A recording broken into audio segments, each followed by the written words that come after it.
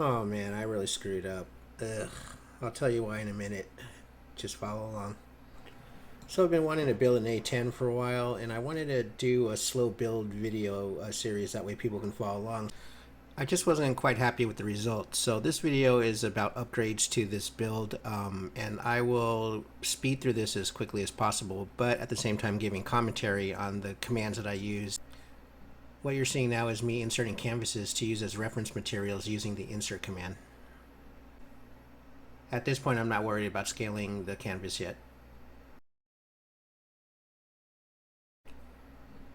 What you'll see is a revolve command here where you outline a part and use a central axis to revolve that outline around that central axis to create a new body. Additionally, you'll also see the pattern command, which basically does the same thing except you're revolving a body around that central axis to create the fins. The revolve tool is a really great tool if you're doing anything that has a uniform circumference, not always cylindrical, but so that you can outline it and then trace that outline around an axis. Saves a lot of time. And here I'm going to just repeat the pattern command and the revolve command to create the sidewinders. You only need to make one of each because eventually you'll use the copy command to just copy a body and replicate it. After creating the Sidewinder, I combined all the bodies, the individual bodies of the Sidewinder, basically the fins and the body, into a single body with the combine command. And because the reference material was a two-tone color split, I split the body, basically the nose and the rear. That way I could do a two-tone assignment to it later, since Fusion won't let you do two colors to a single body. For the first section of 30 mil, it's pretty straightforward. You just create a circles within a circle. So basically I used a pattern command and put the barrel patterns on the surface of the circle and then extruded that circle to create the body.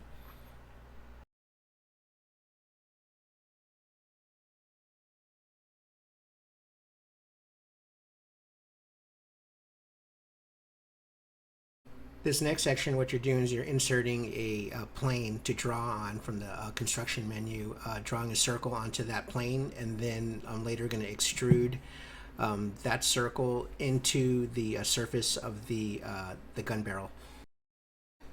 Now, there are a lot of different ways to do the same thing in Fusion, and that's part of the fun, is trying to figure out which is the best way for you. I just did this quick and dirty, so you'll notice that when I cut the pattern out for the exhaust ports on the muzzle, the pattern is not perpendicular to the central axis. But for this use case, it won't matter because the detail is going to be really small. You're not going to see it. And here's the pattern command again in action.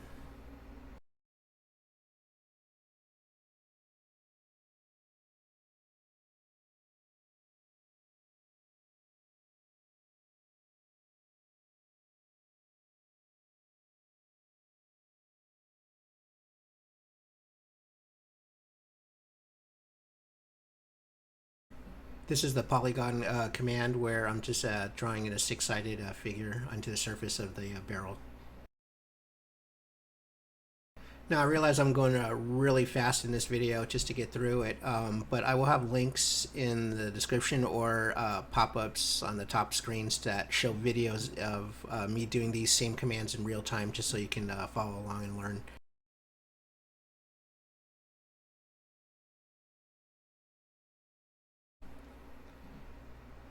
Here I'm extruding the surfaces of the barrels to create cavities for the barrel.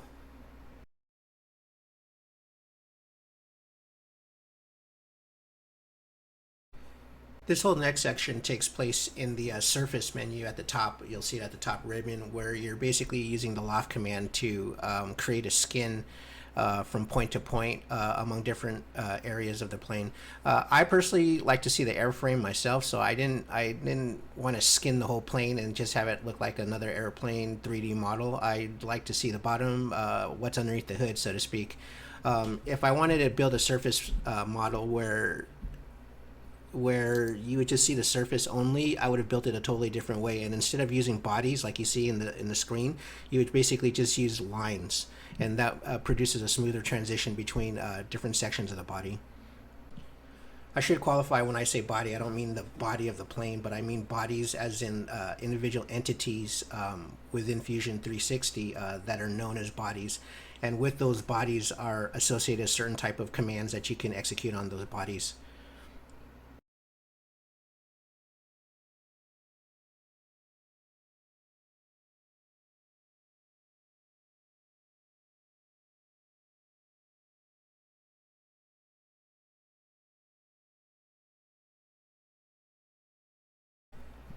Now, I don't know if I show it here, but eventually all those skins, they're basically surfaces that I'm putting onto different sections of the model. I use the thicken command, which is right click, and then you'll see the thicken command. And what that does is it turns the surface into a body. Once it turns the surface into a body, now I can execute some different types of commands into the body, basically little detailed things that you'll see later on down the model. I don't think I showed that here, but basically right click onto the surface and hit the thicken command. This next section for the canopy is done in Fusion's forms menu. Basically, Fusion has this environment where you can create a plane or create a shape and then free mold it to your liking. So what I'm doing is I'm basically creating a face, subsectioning that face into little parts, and then I'll freeform that into the canopy according to the drawings. Now, if anybody ever asks for advice on this freeforming environment and they say, hey, what's the best way to do this? Go slow. There are a lot of ways, different ways to pull off this move in Fusion. For this particular build, I just chose, because I knew I wasn't going to add any detail to the canopy, I just wanted the general shape. I just chose to quick and dirty this style. Another style that you could have done was just used a loft command in surfaces and created profiles where you're just lofting the profiles together with breaks in them, which is a pretty cool method too.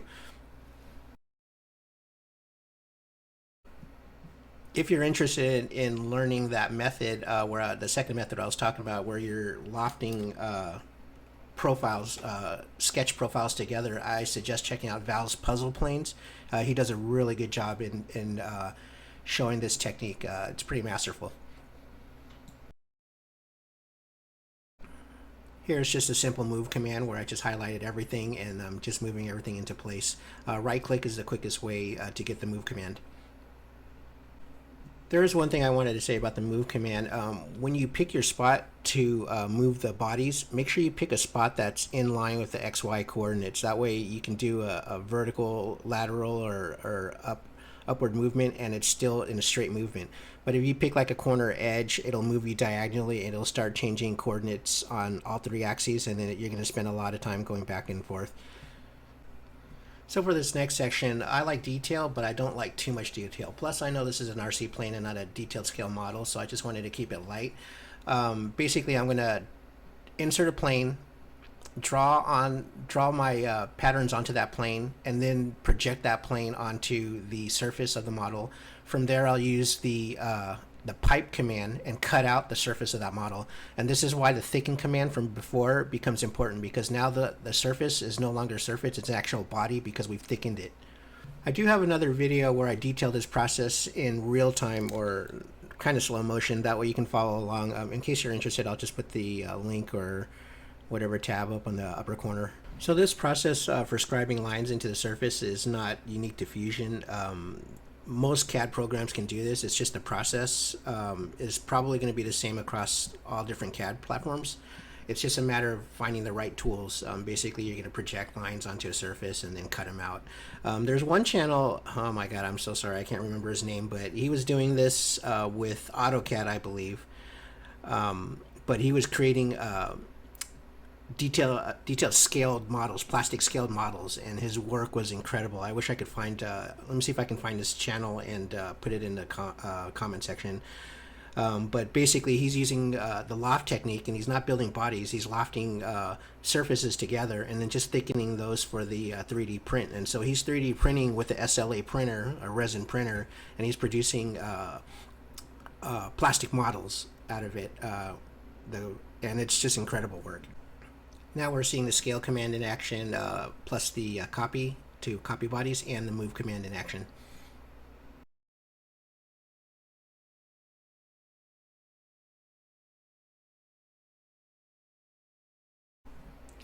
So we're back to the 30 mil. I wanted to do something a little bit fun with this, just to highlight the 30 mil a little bit. As far as the fusion commands are concerned, it's just basically drawing new lines. When your sketch palette comes up, except click the 3D section, 3D line, where you can draw on different planes. And I wanted to, and I knew I was gonna run this model through Fusion's render environment. So I wanted to light up some things and try to create an effect, a tracer round effect of the 30 mil firing. So that first ring that you see there is just basically going to be a light ring, and then hopefully I can get some tracer rounds being shown through the render environment. Let me know what you think.